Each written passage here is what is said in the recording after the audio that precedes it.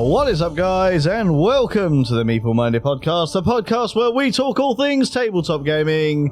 My name is Jason. And I'm James. How are you doing this week, James? Yeah, not too bad, Jason. Well, I say this week. It's actually been about 2 weeks since we last sat down and had a conversation, isn't it? It is. Because I had a bit of a family emergency.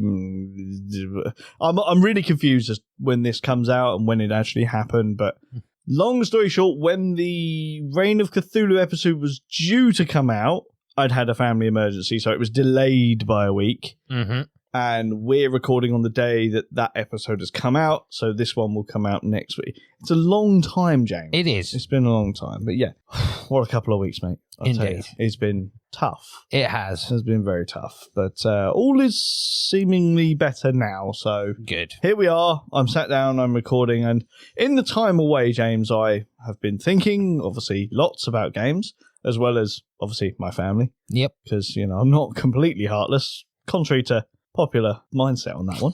But yeah, you won't be able to see this, dear listeners, but I am giving Jason the rock eyebrow right now. As I'm sure anyone who knows me is probably doing to their... Do people even use a stereo anymore, James? Or is this... do people only listening to this on a mobile device, do you reckon? Maybe in a car. In a car. That's still not stereo, though, is it?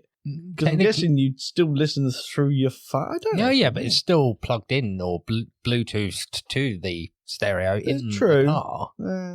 Technicalities on that one, though, isn't it? Because it's not actually going out on the airwaves. Is it like a but radio, James? Do you remember that? You didn't say the radio, you said the stereo. True. This is very true. Stereos in homes, though. Do you reckon anyone ever uses them anymore?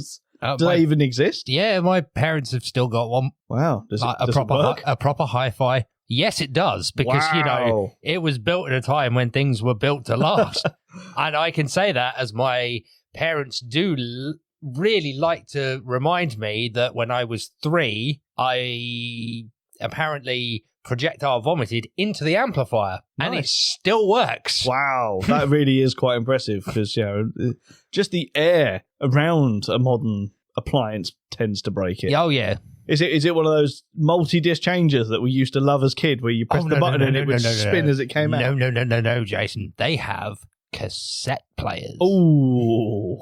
And I believe they actually have a turntable somewhere. Wow. Although turntables are technically still a thing, aren't they? Because a lot of record collectors out there, you could still buy. Yeah. Oh, really but this was a record player that was built before CDs were a thing.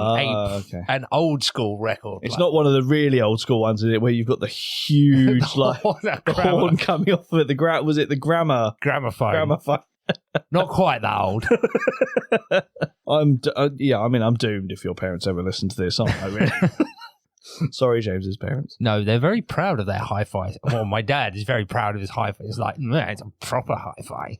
See, that's the thing. Things like that were a statement back then, James. Oh, they were. They really were. Really, really great. But thus is the times that are gone, because even us growing up, you were top class if you had an iPod, like an actual iPod, not one of those phone things that happens to have iTunes built in, an actual iPod that only played music. Oh, yeah. Well, do you not remember the conversations we used to have in college, Jason, where we had an iPod and we had a mobile phone and we had a sat-nav that you actually had to put in your car when it was separate. Casually saying, well, they can make a phone at the time that's teeny tiny. I could swallow this phone. So there's lots of room. Why not just put all of these devices in one device? You know, like some kind of smartphone. Yeah. Yeah, I still say that Steve Jobs was listening with his spy satellite. Where's my royalties? I came up with the idea for the smartphone. Indeed. Yeah, I would agree. And then you obviously had the real invention that was indeed the BlackBerry. They were a thing, weren't they? Oh, they were. They were rubbish. Yeah, they were. Loved by businessmen. But anyway, we're not here to talk about antiquated technologies, despite the fact they're not even that old. We're here to talk about even more antiquated technologies in board games, James. But before we get on to our topical for today, we've got to talk about the game we played this time last year, which, as I'm sure the listeners will see, that there is a fantastic segue that's been happening for the last 3 to 4 minutes. Because this time last year, James, we played Smartphone. That wasn't even intentional. It wasn't, but I wasn't going to stop the conversation because I saw the transition. So I was like, nope, I'm going to keep it going. But yes, James, Smartphone Inc. Smartphone Inc. For Smartphone Inc. Played it this time last year. I think we've played it a fair few times since. We have. We've actually played it quite recently, I believe. We have, indeed, yep. Still introducing new people to it. How do you feel about Smartphone 1 year on? I still enjoy it, despite the fact that it looks like a dentist surgery. It is a surprisingly fun game. It is. Although I can't help but look at it now and just sort of go, 4G? God, how antiquated is this game? You know? Back in the day where 4G was actually like the revolutionary thing. I think when that game was like in design, 4G wasn't even out at the time. It was still up and coming. And now we're sitting here going, oh, when's 6G coming? Come on, 5G's so slow. Says the person who hasn't even upgraded to a 5G phone. Well, yeah. Yeah, no, I can't actually comment on that. Yeah, I don't have 5G devices or anything like that. So I don't feel like I need it. No, and I don't want the government beaming, stuff into my head, as the tinfoil hat brigade would have you believe. 5G. What are you talking about, tinfoil? There's a conspiracy against tinfoil here, James. I just think it's a ploy by the tinfoil manufacturers to sell more products. Well, yeah, because people don't do a lot of stuff in the oven anymore, do they? So there's not as big a need for tinfoil. So go after the people that will believe pretty much anything. I think we've just lost quite a few of our listeners there, so apologies about that. Yes, this is people just turning off the podcast on that. Oh. But I'll tell you what, though, James, those flat earthers, they've definitely got something. Oh yeah. They're 100%. They're on to something, they are. Yeah. And there's the rest of our audience. So now we're just now that we're just talking to our close friends out there. I think some of them have gone as well, to be honest. Yeah, probably Ant, Wayne, Simon. You're all listening. Thank you for sticking by. Hopefully, smartphone. Let's get back to the subject here, James. God, I've needed this laugh, I'll tell you. But yeah, smartphone. Anything a year on that you found that you have started to like even more about the game, or maybe something you've soured on? No, I wouldn't say so. No? I mean, I'm still loving the whole the pads mechanism, and having to keep moving them around and trying to maximize what you can do, and never being able to do exactly what you want to do when you need to do it. And then the pressure of, I need the upgrades that are there, but I can't do that. And then this at the same. Oh, it's so frustrating and so satisfying when I still win. I do actually have a pretty good record in that game, but I can't remember the game we played recently. I don't believe I won that game. I can't remember because I can't even remember who played it apart from you and me. It was you, me, Cass, and Kiri. It was. I can't remember who won that. Oh, no, we had 5 players, didn't we? I can't remember who the other person was. No. I apologise. I know it was someone, might have been Mark. Can't 100% remember. But yeah, there was 5 as not first time, but first time in a long time we played a 5-player game. Yep. How did you find that? Because obviously, in a 5-player game, 3 people start very, very close together. They do. There was a lot more shenaniganry. Oh, yes. Indeed. You are in each other's territory, so to speak, very, very quickly. Oh, yeah.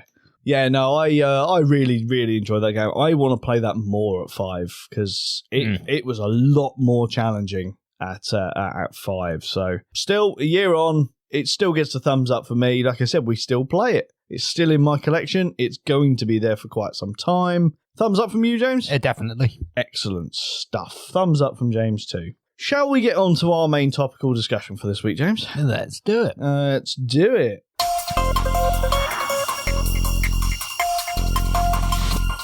Okie dokie, James. So, the topic for today, James, is something I've been thinking about for a little while. I know we've had a little bit of a discussion about it in the past, and I know that at the time we disagreed a little bit on the topic, but I still want to talk about it because I genuinely feel strongly about this fact. You want to do this because we had an argument about it and you decided, hey, let's record it. I mean, who doesn't like a good argument? Who doesn't like a good argument? And I can't even remember what we were arguing about. So there's a very, very strong possibility that my thoughts on this have changed. there is a possibility about that, to be fair. But we are going to be talking today, James, about board game boxes, but more importantly, the information that is on board game boxes. So, as standard, you look at my lovely game shelf here. Yep. On almost every single one of these boxes, there's three stats. Yep. Shall we say? There's your player count, the age. Yep. And usually a play time. Not always, but there's usually a play time. There are a couple of games up there that have, for example, we look at X-Men Mutant Insurrection. It actually states that it's a cooperative game. Yes. There's a little bit more information on that box.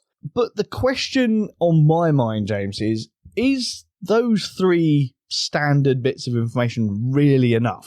When you've got a collection like this, for example, I would actually quite like to see a little bit more information on it. Well, in the quick reference, I have actually been thinking about this more often, and I do wonder if the reason there isn't more information on is, how shall I phrase this, a sales ploy by the manufacturers to make you pick the box up and read the back.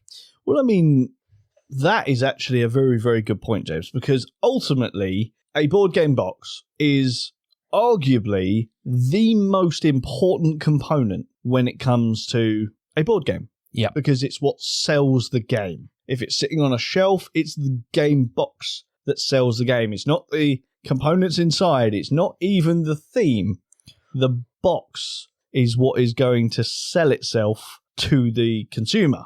Yeah. Now, whether that in board game design, you've got to think about the artwork is going to draw people's eyes in, all of these things. But once the artwork has done its job, what are you then looking at when you pick up a game box? Yep. Because I've just flicked one to the side here, and something like you said, there are those three quick reference stats, which are very useful, Mm-hmm. Okay, what age range is the game aimed at? How many players is it, and how long did it take roughly to play? But then you go to the back of the box, mm-hmm. and you've got the picture of the game laid out on a table most of the time. Yep. You've got the blurb, which actually tells you what the game is, mm-hmm. and you've in quite a lot of cases got the contents list on the back. Some games, yeah.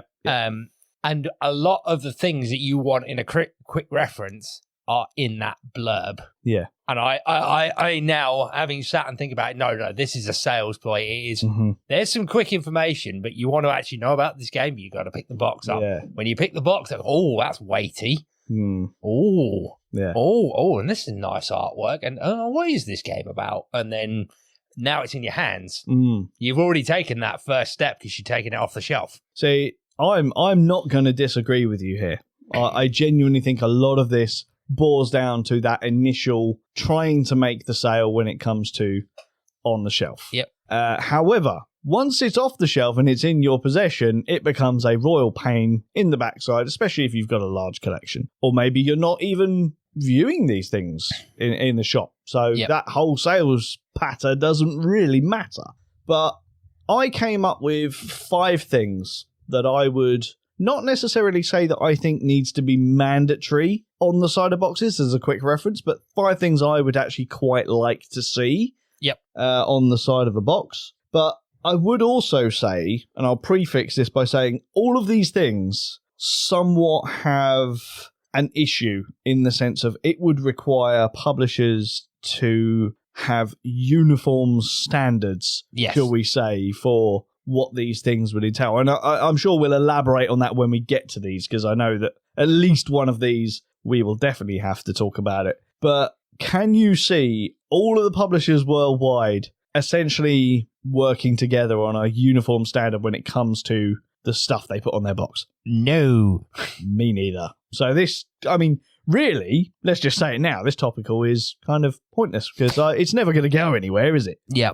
Arguably, it wouldn't have to be all the publishers, it would have to be all the big ones. Because like many industries, if it becomes standard amongst the big boys, it will become standard across the board. Yeah. I think I would agree with that one. So these aren't in any particular order. So I'll start running through these and we'll have a little discussion about each one. And we'll start off with the one that I was alluding to there. I would quite like to see on the side of a box an idea or a scale of some sort with regards to the complexity and or weight, air quotes, of a game. Yep. Is it a lightweight family game? Is it a medium weight game? Is it a full-blown heavyweight game? I kind of want to know these things before I pick them up off the shelf. I kind of want to know these things when I've got people over saying, oh, what game should we play? And rather than having every single person asking me, well, what's this game like? How heavy is it? What's blah, blah, blah, blah, blah.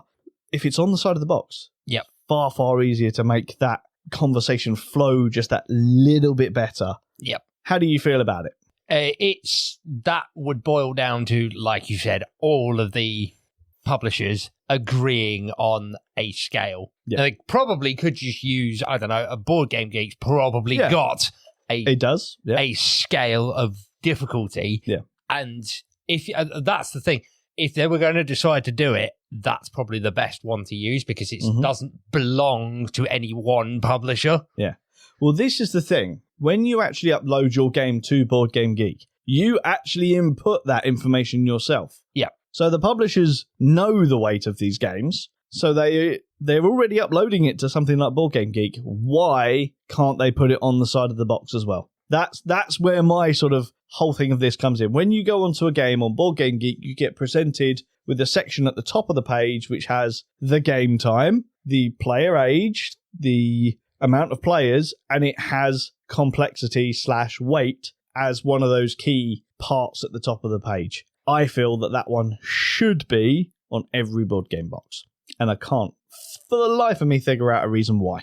What do you think? Is it something you'd like to see? It is something I would like to see, as I am drawn to the heavier end of the scale. So yes, that would be incredibly useful to someone like me if I'm going through a board game shop and going, well, that game looks good, but how good is it? How complex is it? Yeah.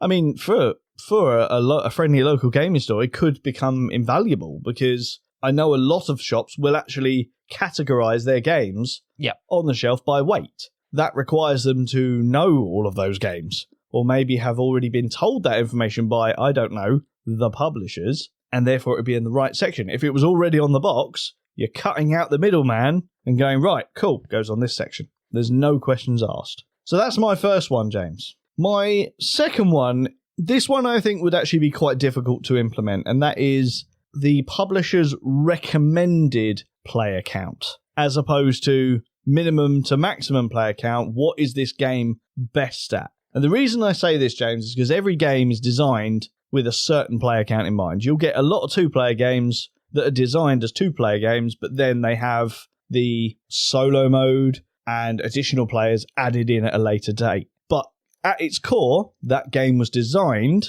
for a two-player game and therefore will inevitably play better at two-player. What do you think on that one, and why do you think that this one will never happen? I think that one will never happen because ultimately that is subjective per person. The game might have been designed to be two-player. You might think it works best at two-player. I guarantee if you put 5 gamers in a room, you get different answers about where that game is best. Yeah. Player count. That one is too subjective based on the individual.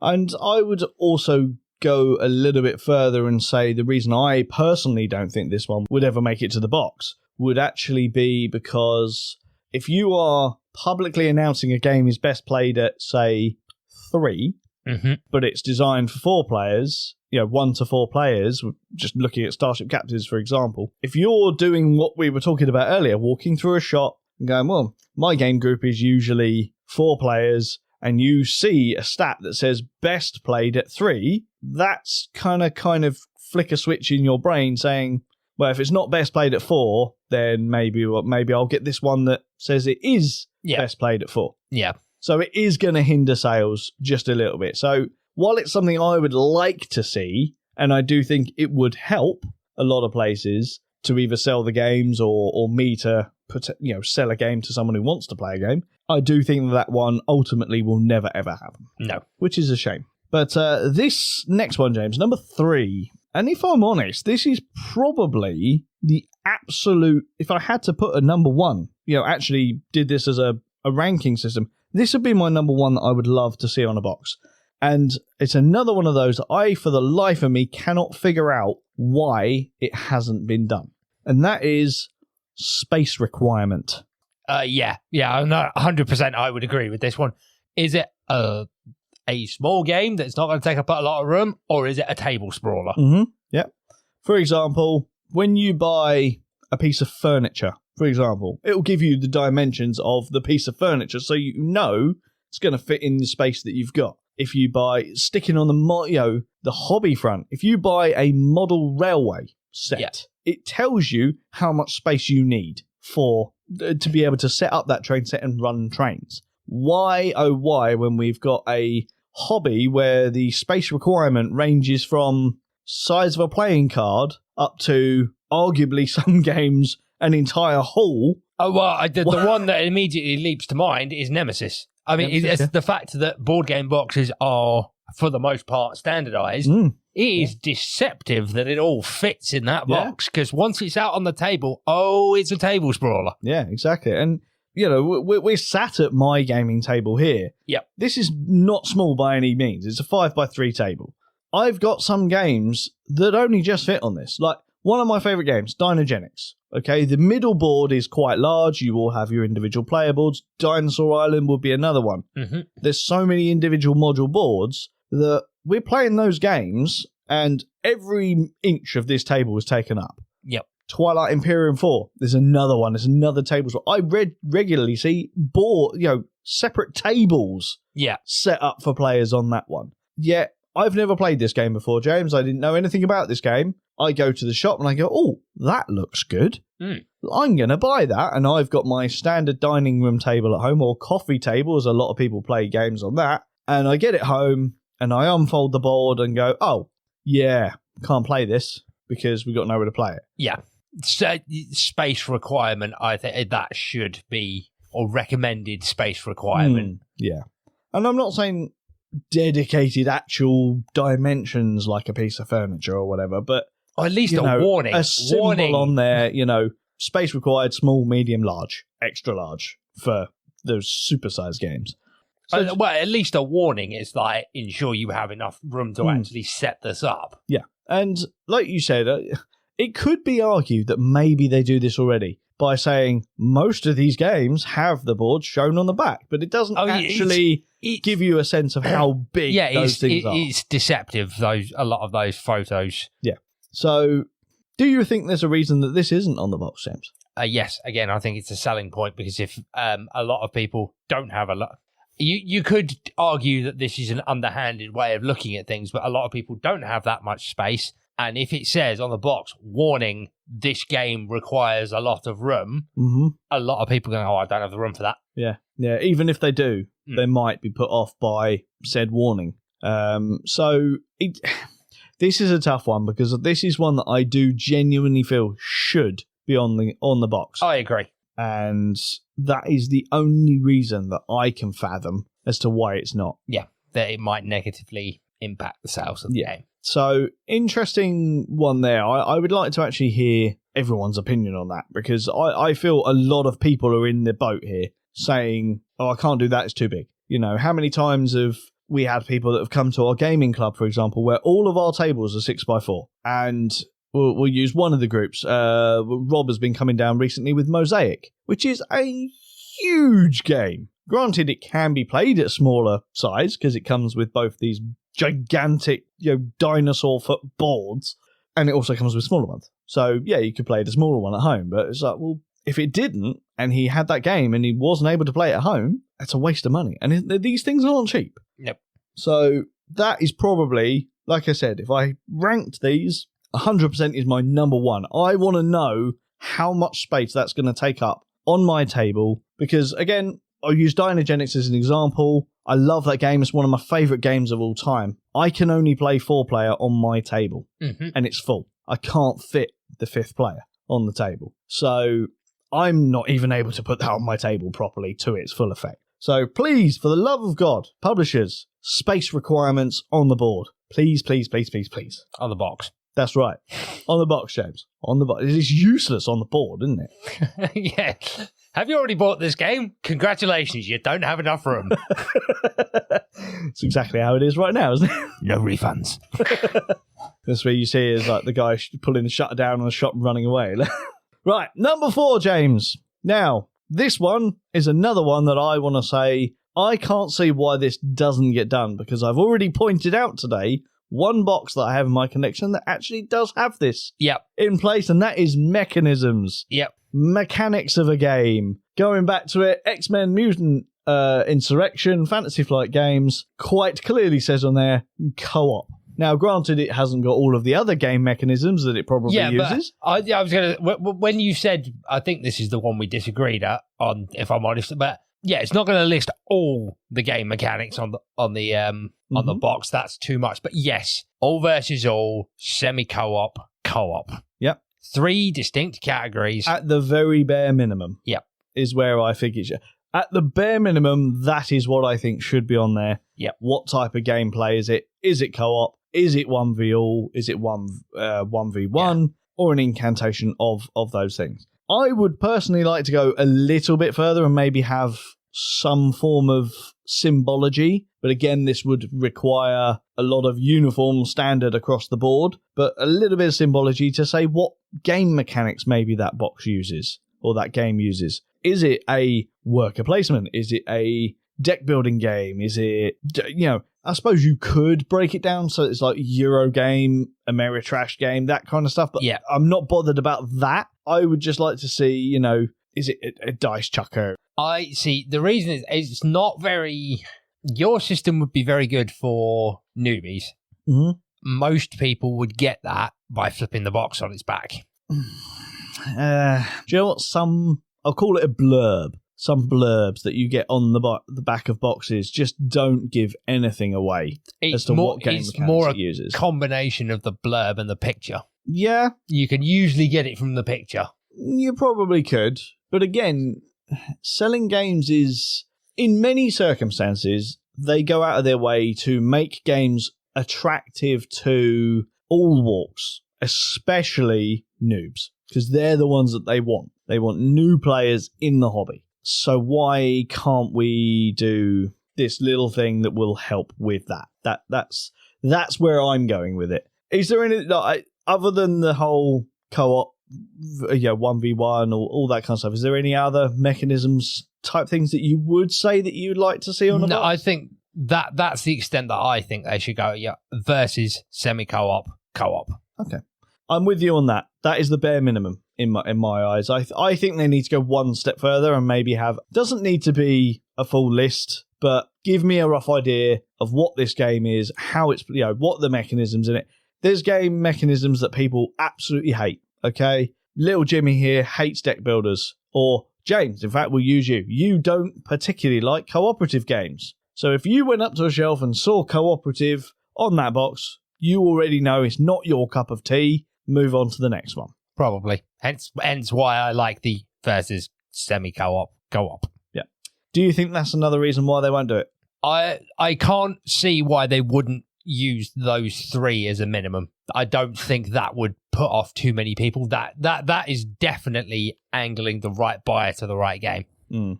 And I think that is ultimately where I think it needs to go, is getting the game that you're selling to the right person. Because ultimately, if you're getting the game to the wrong person, they're not going to buy your games again. So yeah, you may have got that sale, but you probably won't get another one because they've had a bad experience with one of your games. Therefore, they're not interested in your name going forward. So yeah, I think mechanisms, or at the very least, game type. Is it a type or game style? Isn't it? Yeah. Co-op, 1v1, 1v all of that jazz. That should be on every box. No reason other than wanting that extra sale. I don't see a reason not to. Oh, you could do that in symbology. You wouldn't even have to say that. I've even just in my head come up with the symbology for that. Oh, okay. Yeah. Get it drawn down, James, or we'll patent that. Co-op, 2 handshaking, semi-co-op, handshaking with a dagger behind the back, and versus two cross swords. Yeah. Simple. Can't see why it wouldn't be like that. But there you go. The final one, James, and this is a sad one that I think a lot of people will disagree with me on, but I'm going to use Fantasy Flight Games as an example again because I know that they indeed do this. I would like to know how many, and this would be from your contents list, so some of them do this, how many cards and the correct sizes of those cards are in each box so that I know what card sleeves I need to buy in order to complete that purchase. FFG go one step further. They actually give you the size sleeves, the exact packs that you need for their games. Might have something to do with the fact that they sell sleeves, so they tell you exactly which of their sleeves they need because they color code their sleeves. But at the very least, I would like to know the cards that are in that game, how many there are, what sizes they are, so that before I've even opened that box, I already know how I'm going to protect my game. And this is actually something, one, for me, but more importantly, in my mind, this helps the independent retailers, the friendly local game stores, because that is an option of upselling. If they know by looking at the box, or the customer knows by looking at the box what protection they need, they can get that extra few quid in their till, which is massive to them. Yeah, I don't know whether that's necessarily box information, but it should definitely be in the rule book, in the contents list. I would agree with that. Okay. I'm not so sure that would be something, because the problem with all of these suggestions is the box is going to look too crowded if it's suddenly got all of this stuff on it under those little things. I'm not sure that that's worthy of the quick reference on the outside. Okay. So I do semi-agree with you with the whole crowded part of the box. But we're using... No, I've just got down X-Men Mutant Insurrection for James to have a quick look at. Yep. And this is the bit that I'm talking about, where it tells you exactly what, how many packs and which sleeves you need. There is a contents list there as well. Yeah. So the problem I see immediately with this, as you stated in your thing, Fantasy Flight sell their own card sleeves. Yes. So it's very easy for them to put 2 green, 2 orange on the back because they color code them. Any other publisher is going to have to put, there are X amount of cards. They will not know or have done the research to know how many sleeves come in a pack. They don't know what brand you're going to go for. Yeah.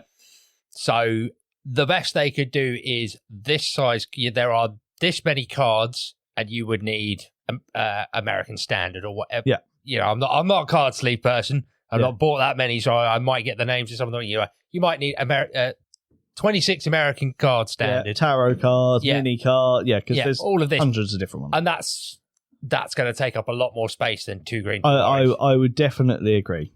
By the same token, we've got a contents list right next to that. Yeah, it could go just a little bit. I mean, I can't read it from here upside down, but if it said something like 23 standard cards, 12 tarot cards, and blah blah blah, at least then I know what cards are in it and what size sleeves I need to get. However, problem that I do see, we'll use Ankh, God of Egypt, as an example here. For the most part, the cards in there don't have card sleeves. Yeah, because they don't exist. Standard. Exactly, they're not standard, but they're even to the point where they're not any other size. Because you can get card sleeves for any of those recognized sizes. Yeah. Which is a lot. Yeah, there's stupid amounts. Yet they somehow managed to create their own size of cards in that game, and it's a pain. I think they have tarot, but other than that, everything else in there you have to laminate. I will gripe at the board game industry for that. It's like, Christ, card sizes have been a thing for ages. Just stick to the standard ones because most people want to sleeve their cards. Yeah, I would agree. And if they don't want to sleeve their cards, are they going to complain by having standard size cards? I don't think they are. No.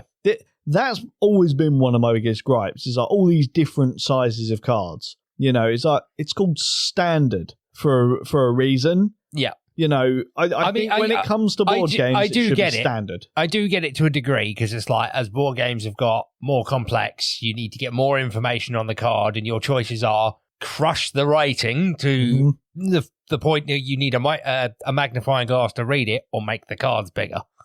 Yeah, or smaller in some cases for mini. Yeah.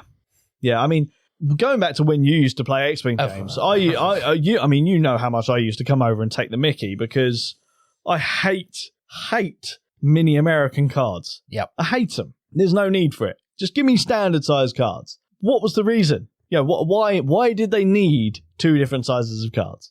It did help for organisation on the table, and I admit that now, but it just grinded me. Yeah. Because it's like, no, I now need to buy 2 different size sleeves Yeah. to protect my game. And again, full respect to Fantasy Flight, because that was their game at the time. They put the colours of card sleeves on all the boxes and blister packs. Yeah, that they did. But again, that's kind of their thing. They've always done that for most of their games, and I like it. I really do. Yeah. It really helps. Granted, I have the desired stuff that I wanted on this game, James. I haven't been out and bought those sleeves, so clearly my argument of, it'll help with upselling, it doesn't work because I didn't do it. Well, in that regard, it would actually require the shop you bought it from to attempt the upsale. This is very true. But my point is that unless it is a Fantasy Flight game with their very helpful colour system, I think on pretty much every other game, the list would get... It'd be too long and convoluted. Yeah. So I don't agree with the fact that it should be on the box. Should absolutely be on the contents list in the rulebook. Yep. Of what is contained in this box. Pretty much every... I know I abbreviate it when we do our game highlights to just the total number of cards in the box. But pretty much every one of those contents lists you put in front of me breaks down the individual cards. Yeah. It would be so easy to have in brackets next to it. By the way, they're this size. Yeah, I mean, I think if I can't get what I want of having it on the side of the box, because that's the other thing, I don't agree with it being on the back of the box, because that does make it look cluttered. I would like it on the side, all of the things we've talked about, I want them on the sides of the boxes. Yeah, and that's why I don't think it would work for most card sleeves, but yet no excuse for not having it on the contents list inside the rulebook. Yeah. So I'll back you up on that. I'll say that that's probably a better idea. Doesn't really help with that upselling side of things because they're not going to let you open the box until you've paid for it. They're not. But at which point I'm now going to put through another transaction and I'm more likely to say, nah, that's all right. Yeah, but it's... Again, I can only speak for me. I've never been a fan of upselling and pressure selling anyway, so... Yeah. Thing is, I'm far more likely to go, oh, that's useful. Now I know what card sleeves for when I actually unpack this properly or take the cards out of the cellophane. Yeah. So that's my top 5 here, James. The 5 that I would really like to see. One of them, I'm not bothered about the best player count one. I'd like to see it, but I understand why it's not there. The other 4, I don't see many reasons not to at least show them. But I've got an additional one that I do want to talk about, James, and I think this one is again, I don't think there's a reason not to do it, but I also semi-understand why they don't. And that is, I'd like some way, be it maybe a border around the box of some sort that would actually distinguish what is a family game. Mainly because family games tend to be very, very different. You know, like Cosmos, for example, they have a blue strip section at the bottom of their boxes, which usually just says Cosmos in it. Instead of that being there, maybe, a blue border around the edge of the box, which signifies this is a family game or whatever. But arguably, you could say that that's dealt with by the age range on the box. But what do you think of something a bit clearer to say this is a family game? I wouldn't necessarily say that is... It depends what your definition of a family game is, because I was about to say the age range isn't necessarily a good indicator. That's an indicator of what is good for children. Mm-hmm. We both know people who do play board games with their families who are all grown adults. Yeah. So that really boils down to what is your definition of a family game. That's a whole nother topical on its own. Well, this is very true. Very true indeed. But yeah, I'd like to see something that maybe not categorizes it as a family game, but at least, something like a little strip at the bottom that just says family friendly. You know, it's like, this is a family friendly game. Yeah. I think because most people, when again, they talk about family, they think parents kids. with younger kids. They think parents with younger kids. And in which case, I do think the age range on the box specifies that. And the reason I don't think they do that specifically for suitable for families is because that introduces confusion and that could cause problems. That I can understand. Yeah, I do understand that. Which is why, again, I didn't want to put it in my list, but it was something I at least wanted to broach the subject of, because I do think it would be helpful to a lot of people, you know, parents that are looking for games that they can play with their kids. If they can see them, they go to their friendly local game store, there's hundreds of games on display. Yeah. I've only got an hour on my lunch. Yeah. And I'm going to try and find a board game for our family to play. At least I know I can...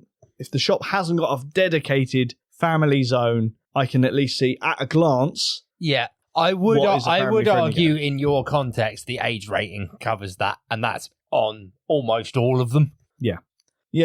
I mean, I probably would agree with that. You know, like I said, I think that one is covered, but yeah, something at a long distance. I would actually say that one is more down to the gaming stores categorizing their games. Yeah. I mean, that's something. That's another discussion I could have as well. It's like, but I would love to see more stores using a categorized section. Yeah, rather than. But I also appreciate that requires a lot more space to be able to, actually section this stuff out. So that you could, it's how deep you want to categorize it, isn't it? You can have broad categories, and if you've got the space, you can fine tune those categories even more. Yeah, and the whole fine-tuning thing as well actually plays back into my mechanisms desire. Yeah. Because, again, how many games do we know that have multiple mechanisms going on at the same time? Yeah. If you are going to categorize it with symbology, how many symbols are you suddenly going to have on the side of a box if you are doing all the mechanisms? Or do you do it so that the core mechanism is the one that's displayed, but then you're putting a lot of people off if they don't like that mechanism? Yeah, but you're going to put even more people off with a mass if you list all of them, and it's I would then again say that introduces confusion. It's like, it's got all these mechanics, but which one's the primary? Yeah, exactly. So they are my ideas, James. Have you got any that you might want to see? I think we've covered most of it. Yeah. But yeah, I think the categories one that could get, if there is such a thing as information overload as well. We talk about analysis paralysis. It's like you're inviting analysis paralysis to purchasing the game. Yeah. This box has got 50 million symbols on it, and what do they all... Yeah. I think that maybe, having all the mechanisms on there would 100% be way too much. Yeah, maybe the primary. Yeah. Maybe the primary mechanism that the game is built around. I would sort of say using the idea of the standardized uniformity across the board, rather than having them displayed on the side of the board, maybe just make a point of ensuring that your mechanisms are in the blurb. Yes. So that I know that, all right, this looks like a worker placement game for me to buy it, because I like worker placement games, get it home, set it up to find out it's actually a rubbish roll to move game, and stuff like that. I mean, it'd be really, really dumb to confuse those two on a board, but that's what I mean. Is that I don't want to buy something that I think is a worker placement game because it hasn't actually told me that it's a worker placement game. They might have used the words worker in the blurb, but then I get it home and it isn't a worker placement game at all. And I'm just finding it, I'm a little bit disheartened by that. Just make it a little bit more standard across the board where the mechanisms are at least mentioned within the blurb of how the game is played, what the game is about, without making it sound too boring, which is, again, I understand. I want to get that across. I do understand they need these boxes to sell the game. They're not selling a game to me, per se. They're selling it to everyone. But I do think it will be appreciated by most people. We didn't argue as much as I thought we were going to, James. No. I think that's why my one, I think my number one, if I had to pick one, would be the card sleeve one, because that's nothing to do with actually selling the game. That is just generally useful information. No, fair enough. No, I said my number one is the space requirement. There's no reason for that not to be on there. And to a degree, I do think complexity should be on there as well. They are the two most important ones for me because, again, there's a lot of people out there that do not like anything over a medium weight game. There's a lot of people out there that don't like anything less than a medium weight game. The difference in those people, though, James, is the people that like those heavier weight games, they generally know what Board Game Geek is. The people on the other side of that coin that don't really like heavyweight games, they're more likely to be the ones that don't frequent things like Board Game Geek, and they're the ones that are going to benefit from this information more than the other half of the people. So those two, it just grinds me that they're not represented in any way. I think the argument that the publishers will put forward to counter that is size of the box. But yes and no. Because as we've said, boxes tend to be pretty standardised now. Yes, all right, they get thicker. Yeah. But that don't mean nothing. Yeah. or pick size and weight, literal weight. Yeah. You know, I do wonder, I'm not, relatively new to this hobby, but I do wonder if the words heavyweight came from the fact that most quote-unquote heavyweight games, when you pick them up, they weigh a ton.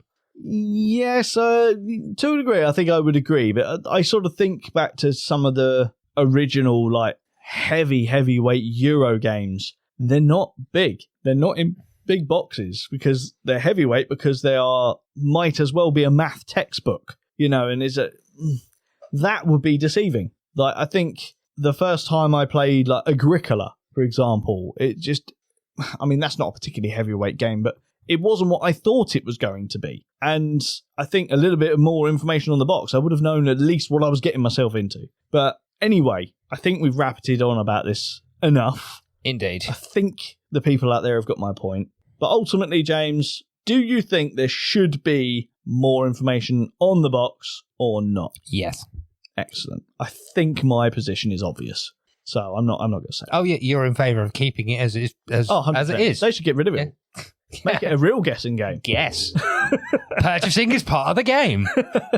What are you on about? That is the game. That's why I've got so many games, James. I win all the time. Look, I go into a shop. I don't think your bank agrees with that statement. I pay some money, which is what we do in a lot of these games. You have to pay your coins. I pay my coins. Granted, for some weird reason, actually buying a game costs me paper money rather than coins. Yep. And then I get a prize.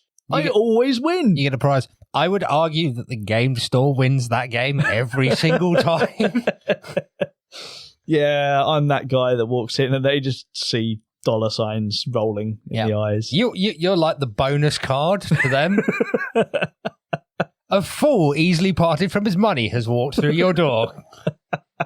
Sounds a bit more like Pokemon. Mug has appeared. A wild mug has appeared. Okay, I'm now going to petition the Pokemon Corporation to actually include a Pokemon that's called Mug. I could say something horrible, but I'm not going to. Special ability, easily confused.